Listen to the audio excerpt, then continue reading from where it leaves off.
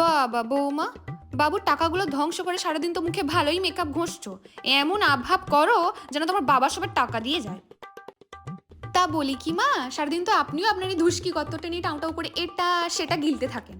ওই খাবারের টাকাগুলো কি আপনার বাপ দিয়ে যায়?